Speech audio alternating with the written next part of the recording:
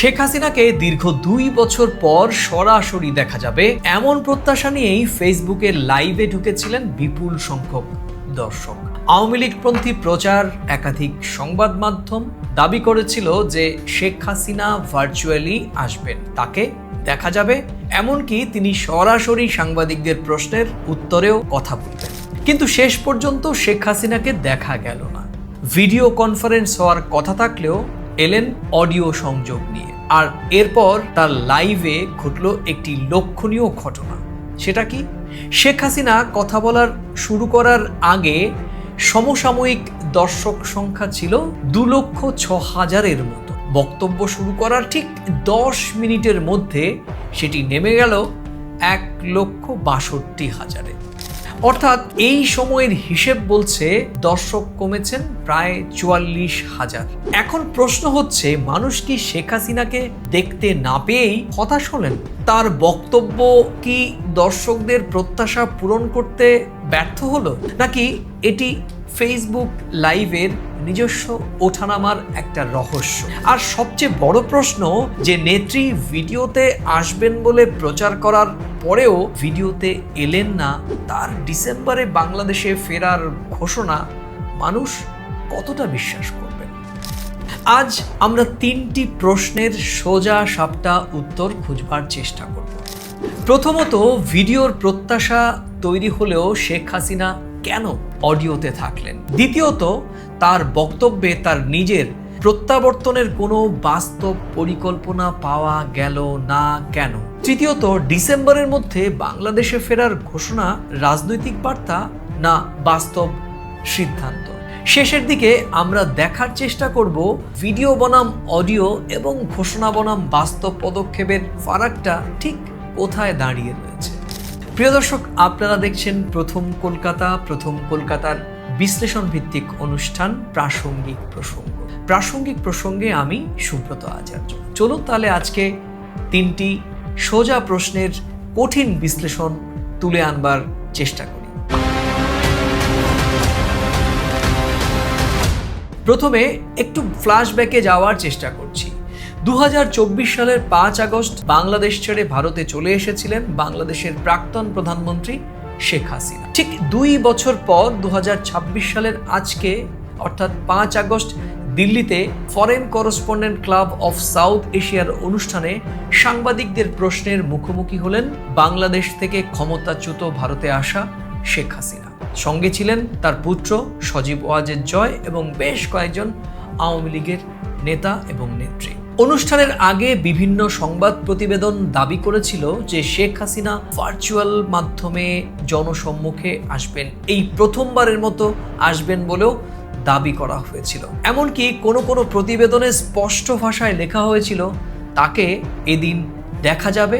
ফলে প্রায় 2 বছর পর তার কণ্ঠ শোনার সঙ্গে তাকে দেখবেন, সেই প্রত্যাশা স্বাভাবিকভাবেই তৈরি হয়েছিল তার ভক্ত কিংবা তার সমালোচক বাংলাদেশের আপামর জনগণের মধ্যে।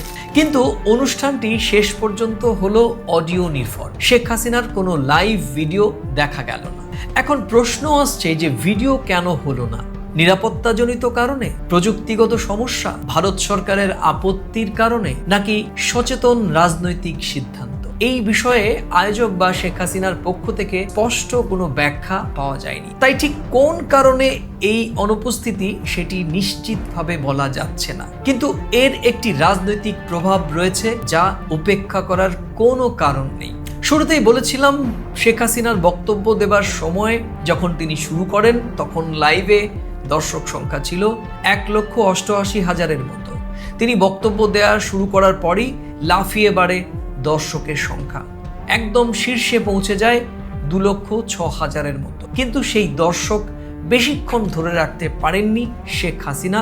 10 মিনিটের মাথায় নেমে দাঁড়ায় 1,62,000-এ, অর্থাৎ 44,000 দর্শক ওই সময় পর্যন্ত শেখ হাসিনার বক্তব্য থেকে বেরিয়ে গিয়েছিলেন। এখন বোঝার চেষ্টা করুন কোন সময়টিতে এই দর্শক কমে গেলেন। দর্শকরা যখন বুঝলেন শেখ হাসিনাকে দেখা যাবে না, তারপরেই দর্শক সংখ্যা দ্রুত কমেছে। এখান থেকে একটা বিষয়ে প্রাথমিকভাবে ধারণা নেওয়া যেতেই পারে যে দর্শকেরা কোথাও আশাহত হয়েছেন, কারণ শেখ হাসিনাকে অনেকেই ভেবেছিলেন পর্দায় প্রথম 2 বছর পর দেখার সুযোগ তৈরি হবে। কারণ 2024 সালের 5 আগস্ট যে প্রেক্ষাপটের মধ্য দিয়ে তাকে ঢাকা ছাড়তে হয়েছিল, 2 বছর পর দিল্লিতে কেমন আছেন, কেমন ছিলেন বা দেখতে কেমন হয়েছেন শেখ হাসিনা, স্বাভাবিকভাবেই সকলের মধ্যে একটি কৌতূহল রয়েছে। আমার মধ্যেও সেই কৌতূহল ছিল। এবার আসি তার বড় ঘোষণার কথায়। শেখ হাসিনা এদিন আবারও বলেছেন তিনি ডিসেম্বরের মধ্যে বাংলাদেশে ফিরবেন। গ্রেফতার, কারাবাস কিংবা প্রাণনাশের ঝুঁকি পর্যন্ত তার রয়েছে। তিনি উদাহরণ টেনেছেন 1981 সালের স্বদেশ প্রত্যাবর্তনের কথা স্মরণ করিয়ে। কিন্তু সাংবাদিকদের প্রশ্নের উত্তরে তিনি ফেরার নির্দিষ্ট তারিখ ঘোষণা করেননি। কোন পথে ফিরবেন, বাংলাদেশ সরকারের সঙ্গে কোনো যোগাযোগ হয়েছে কিনা, দেশে ফিরলে আইনি পরিস্থিতি কিভাবে মোকাবেলা করবেন, তার কোনো পরিষ্কার রূপরেখা শেখ হাসিনা সাংবাদিকদের কাছে ব্যক্ত করেননি। বাংলাদেশের আদালতে অনুপস্থিত অবস্থায় শেখ হাসিনার বিচার হয়েছে, তাকে মৃত্যুদণ্ডের সাজাও দেওয়া হয়েছে। তিনি মানবতা বিরোধী অপরাধের অভিযোগ অস্বীকার করে আসছেন। জাতিসংঘের প্রতিবেদনে বলা হয়েছে 2024 সালের আন্দোলন দমনের সময়ে প্রায় 1400 জন মানুষ নিহত হয়ে থাকতে পারেন। এবার চলুন 3টি স্তরে বিষয়টি দেখবার চেষ্টা করি। প্রথম স্তরে প্রকাশ্যে যা দেখা যাচ্ছে, শেখ হাসিনা এখনো বিপুল আগ্রহ তৈরি করতে পারছেন। 2 লক্ষের বেশি দর্শক সরাসরি লাইভে উপস্থিত ছিলেন এবং পরবর্তীতে গোটা লাইভ প্রায় কয়েক মিলিয়ন ছাড়িয়ে গিয়েছে। কিন্তু সেই আগ্রহ যখন লাইভে শেখ হাসিনা বক্তব্য দিচ্ছিলেন, সেই আগ্রহ অনেকটাই হ্রাস পেয়েছে। দ্বিতীয় স্তরে রয়েছে রাজনৈতিক উদ্দেশ্য।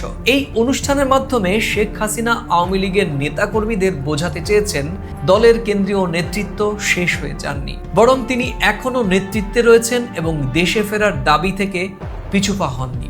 এবার বলবো তৃতীয় স্তরের কথা, বাস্তব রাজনীতি। দেশে ফিরতে হলে শুধু সাহসী ঘোষণাই যথেষ্ট নয় প্রিয় দর্শক, কারণ প্রয়োজন তার আইনি প্রস্তুতি, সংগঠনের সক্রিয়তা, দেশের ভেতরে রাজনৈতিক পরিসর এবং নিরাপত্তার বাস্তব ব্যবস্থা। আর এই 4টি ক্ষেত্রেই কোনো সুস্পষ্ট পরিকল্পনা সামনে আসেনি এখনো। আর এই তথ্যগুলো একসঙ্গে রাখলে আমার বিশ্লেষণ খুব পরিষ্কার।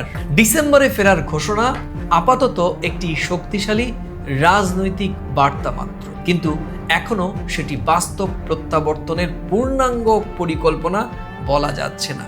বিপরীত যুক্তিও রয়েছে এখানে। সেটি কি? হাসিনার সমর্থকেরা বলতে পারেন নিরাপত্তার কারণে তাকে ভিডিও কনফারেন্সে আনা হয়নি। একই কারণে দেশে ফেরার দিন, পথ বা আইনি কৌশলও প্রকাশ্যে আনা সম্ভব হয়নি। প্রিয় দর্শক, এই যুক্তি একেবারে উড়িয়ে দেওয়া যাচ্ছে না, কিন্তু এটাও ঠিক যে নিরাপত্তাজনিত কারণ থাকলে সেটি সাংবাদিক সম্মেলনে সাধারণের সামনে জানানোর সুযোগ ছিল। কোনো ব্যাখ্যা না থাকলে প্রশ্ন কিন্তু বাড়তেই থাকে। প্রিয় দর্শক, এখানে দিল্লির অবস্থানও কিন্তু গুরুত্বপূর্ণ। কেন বলছি? ভারতের বিদেশ মন্ত্রক এরই মধ্যে জানিয়েছিল যে এই অনুষ্ঠানটি একেবারেই বেসরকারি উদ্যোগে হচ্ছে। ভারত সরকারের কোনো ভূমিকা নেই এই অনুষ্ঠানের সঙ্গে এবং সেখানে প্রকাশিত মতামতও দিল্লি সমর্থন করে না। অর্থাৎ শেখ হাসিনা দিল্লিতে থেকে রাজনৈতিক বার্তা দিয়েছেন, কিন্তু ভারত সরকার সেই বার্তার রাজনৈতিক মালিকানা নেয়নি। এবার আসি আমি বিশ্লেষণের শুরুতে যেই জায়গাটির কথা বলেছিলাম সেই জায়গাতে। আওয়ামী লীগপন্থী প্রচার এবং সংবাদ মাধ্যমের প্রতিবেদন তৈরি হয়েছিল শেখ হাসিনাকে দেখার প্রত্যাশা থেকে। বাস্তবে দর্শক পেলেন তার কণ্ঠ। তারপর তিনি ডিসেম্বরের মধ্যে দেশে ফেরার ঘোষণা দিলেন, কিন্তু দিলেন না তারিখ, পথ কিংবা আইনি প্রস্তুতির কোনো দৃশ্যমান নকশা। এটাই আজকের সবচেয়ে বড় ফারাক। প্রচার বনাম বাস্তব পরিস্থিতি, ঘোষণা বনাম বাস্তব পদক্ষেপ। এখানে আমার বিশ্লেষণ আরো পরিষ্কার। 5 আগস্টের অনুষ্ঠান শেখ হাসিনার রাজনৈতিক উপস্থিতি প্রমাণ করেছে, কিন্তু তার প্রত্যাবর্তনের বিশ্বাসযোগ্যতার পথ দেখাতে পুরোপুরি ব্যর্থ হয়েছে। তাই এখন আমাদের সকলের নজর থাকবে ডিসেম্বরের আগে তিনি কোনো আইনি বা সাংগঠনিক পদক্ষেপ করেন কিনা, কিংবা তিনি পরবর্তী অনুষ্ঠানে সত্যি দৃশ্যমান হন। এবার দর্শকদের কাছে আমার একটি সহজ প্রশ্ন, যাকে ভিডিওতে দেখার ঘোষণা দেওয়া হয়েছিল, তিনি যখন শুধু অডিওতেই থাকলেন তখন তার ডিসেম্বরে প্রত্যাবর্তনের ঘোষণাকে আপনারা অর্থাৎ দর্শকেরা রাজনৈতিক দৃঢ়তা হিসেবে দেখছেন কিনা, নাকি আরও একটি অসম্পূর্ণ প্রতিশ্রুতি হিসেবেই আপনারা মনে করছেন? আর এই প্রশ্নের উত্তর আপনারা মন্তব্যের কলামেই লিখে জানাবেন। আজ এ পর্যন্তই, আবার দেখা হবে নতুন কোনো প্রাসঙ্গিক প্রসঙ্গ নিয়ে। আর আজকের এই বিশ্লেষণের কোন অংশের সঙ্গে আপনি সহমত কিংবা কোন অংশের সঙ্গে আপনি ভিন্নমত, সেটাও সঙ্গে মন্তব্যের কলামে জানাতে ভুলবেন না। ভিডিওটি ন্যূনতম ভালো লাগলেও নিজেদের মাঝে শেয়ার করে ছড়িয়ে দেবেন।